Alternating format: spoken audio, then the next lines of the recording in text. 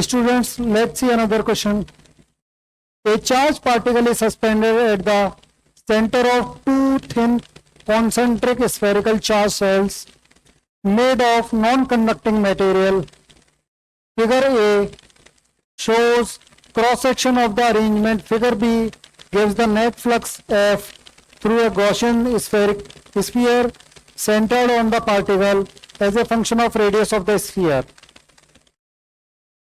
अब इसमें क्या है कि यहां पर कोई चार्ज है, ठीक है। अगर मैं यहां पे गॉसियन सरफेस बनाऊंगा इस जगह पे, तो उसके अंदर ये चार्ज आएगा। और गॉस लॉ क्या कहता है कि जो फ्लक्स होता है वो क्यू अपॉन एप्सिलॉन नॉट होता है, Q inside upon epsilon not, charge inside the Gaussian surface. अब यहां पे ये 0 है, ये 5 है, तो ये कितना हो जाएगा 2। दैट मीन्स जो फ्लक्स है वो कितना हो जाएगा, यहां पे 10⁵ लिखा हुआ है, तो जो 5 है वो है 2 इंटू 10⁵ न्यूटन मीटर स्क्वायर पर कूलम।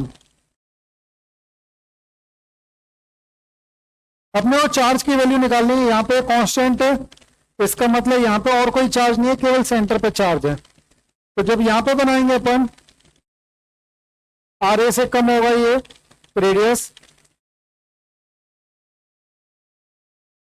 तो चार्ज की वैल्यू आ जाएगी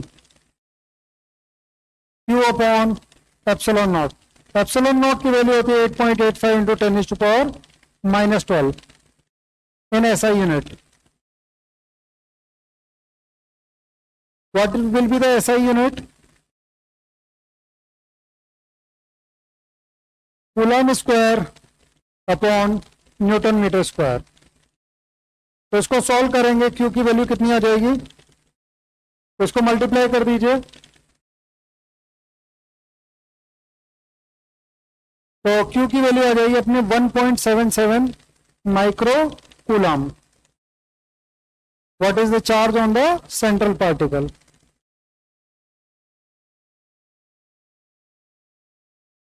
ठीक है, समझ में आया आपको।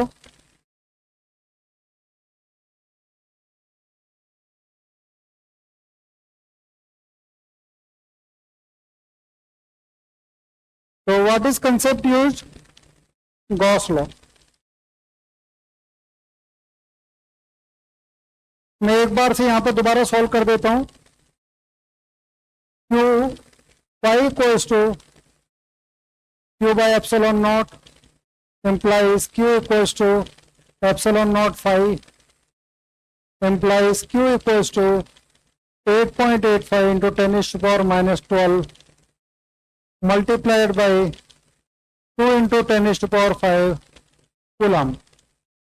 That implies Q equals to 1.77 micro coulomb.